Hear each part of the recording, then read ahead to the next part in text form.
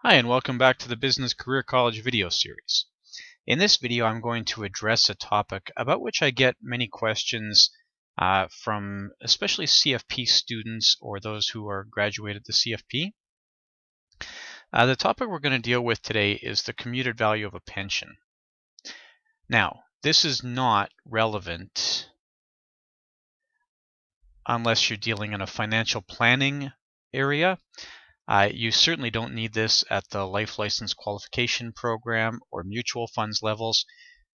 It could be potentially useful information, but there are a lot of concepts in here that unless you've delved into the defined benefit pension and unless you're comfortable with financial math such as calculating the present value of an annuity, this is going to be quite challenging. So we're going to look at the commuted value of a defined benefit pension. Now this is going to be pretty math heavy, but I'll try and keep the math as basic or as fundamental as I can.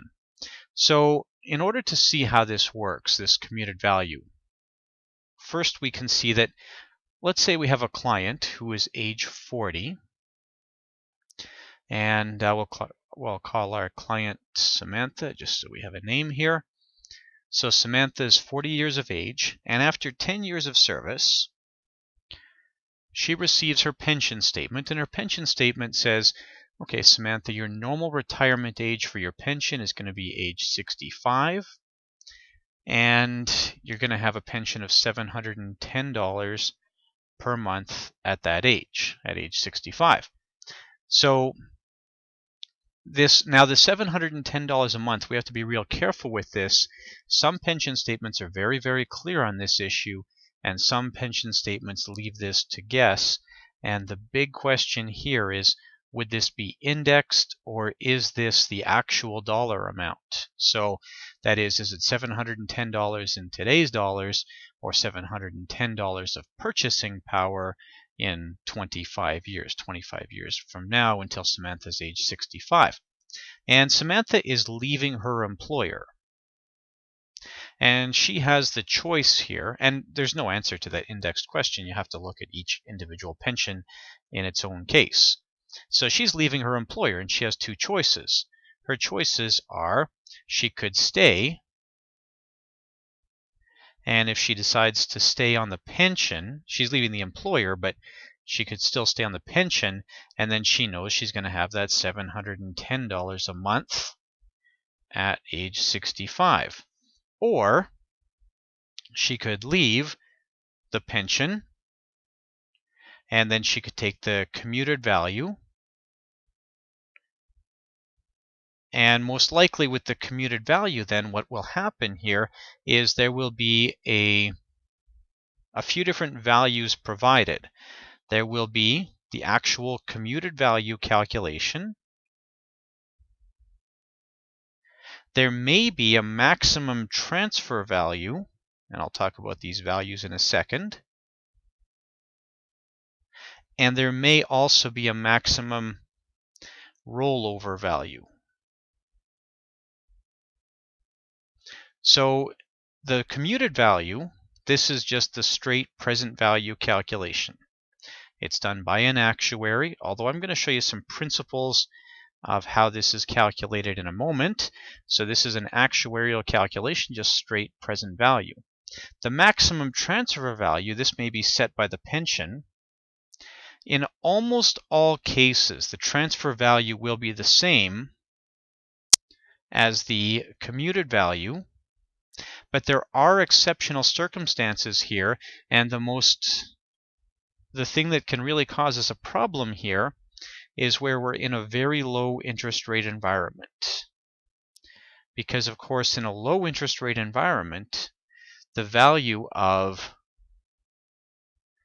defined benefit pensions, the present value is going to be artificially high. So pensions will sometimes protect themselves and protect the people who stay behind in the pension by saying, look, even though the math here works out to this value, we still apply a maximum transfer value. Most times that's not a concern, but it is a concern in a very low interest rate environment. And then the maximum rollover value, this is a fairly complex calculation, and it ties into the tax benefit that Samantha could have gotten by participating here. So what she may find is that there is a maximum amount that she can roll to a lira. And then any excess amounts are taxable.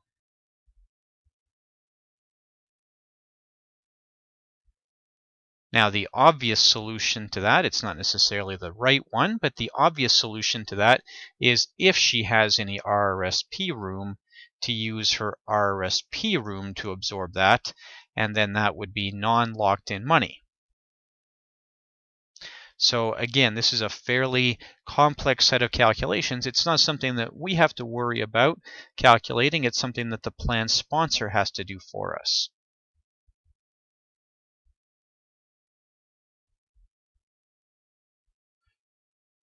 So we're going to work through some numbers around this in a moment.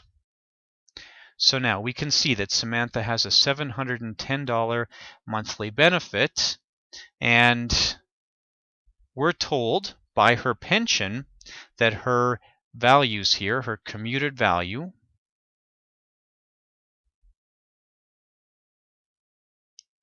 is going to be, she's told her commuted value is going to be $78,800. And she's told that her maximum rollover value is going to be $70,000, which means she's going to receive as non-registered money, which then she could potentially put into her RRSP in order not to have a tax hit. She's going to have $8,800, just the difference between those two values. So now the question is, and let's assume that she has RRSP room to absorb that. So basically, she can take the whole amount and put that into a registered plan. So now your question here is, should she take that $78,800, or is she better off to stay in the pension, stay committed to the pension? So really what we're comparing this to is this $710. Now, this is fairly complicated, and this is a place where, depending on the values in question, it may be worth it to go and find a consulting actuary to give us some advice around this. But as a fairly simple way of calculating this out, or of comparing this, what we could do here is we could say, okay, Samantha, what rate of return do I need to get you this $710 a month? So we can see then that Samantha, from age 65 until an assumed mortality, and this is where we have to use some assumptions. Let's use an assumed mortality of age 90. So we say from age 65 to 90, what rate of return do we need to get you a $710 monthly income?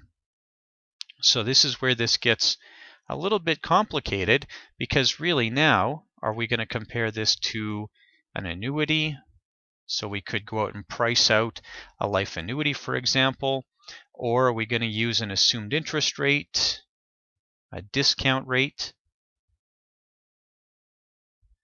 And this is where it might be useful to recognize how the pension actuary would calculate this. The pension actuary is going to use a rate called the CANSIM rate. The CANSIM rate is roughly based on the Government of Canada 10-plus year bond rate. That is the long-term bond rate from the Government of Canada.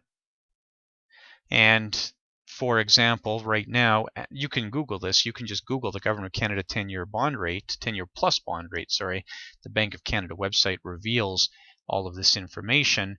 Right now, as of the time of this call, it's late June of 2014, we're at a 2.7% CANSIM rate.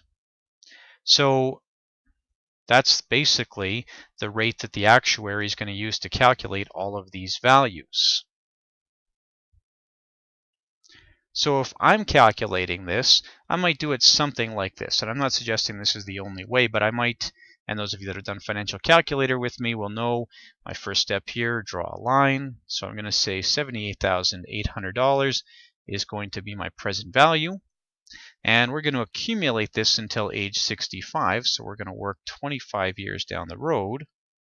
And we're going to work at, let's go with an assumed interest rate here at about 3.5%. We'll assume that's a real rate of return. That is, we've adjusted that for inflation. So this might come from a 6% return with 2.5% inflation, for example. And then we're going to solve for a future value. And if you go through and do that math,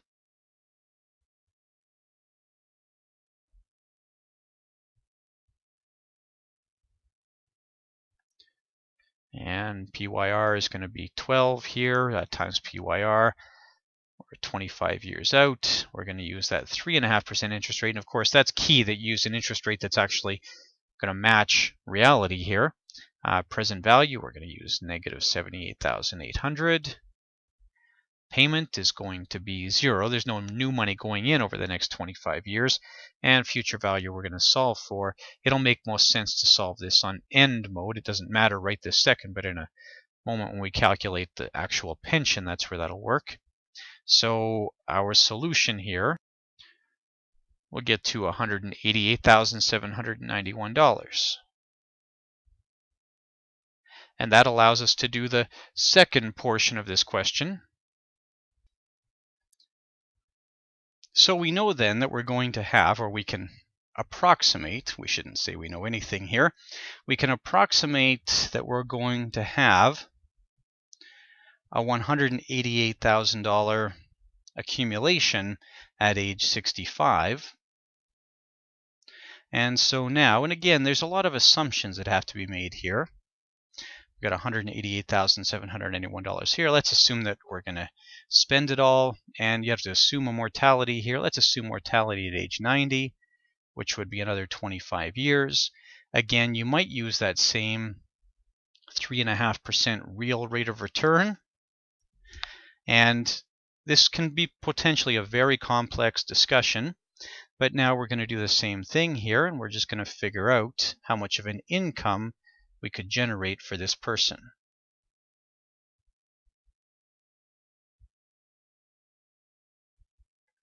And of course, this should be not at all the only discussion that we have with our client when we're deciding whether or not we're going to do a commuted value. The commuted value math helps us to make a decision, but this has to be a much bigger picture discussion than just the math. And I would hope that'd be true of pretty much every discussion you have with your clients around any sort of financial planning issue. So we're going to solve for payment here and see what that looks like compared to the pension. And we'll assume we die with nothing. And we'll solve it on end mode. Using those figures then, for what it's worth, we get a value of $945 a month. That assumes, that's heavy with assumptions. That assumes that our life expectancy projections hold true. That assumes that our interest rate projections hold true. That assumes that inflation holds true. With all of those assumptions worked in, that's what we can figure. We can compare that to our known value over here at $710 a month, which we can attach a fair bit of certainty to. I hope this helps in discussing the calculation for the commuted value of a defined benefit pension plan. This fits into a much bigger picture discussion around several other variables concerning the defined benefit pension, and we will examine several other concepts with respect to defined benefit pensions as we work our way through this. Thank you very much, and I hope you enjoy your continued studies.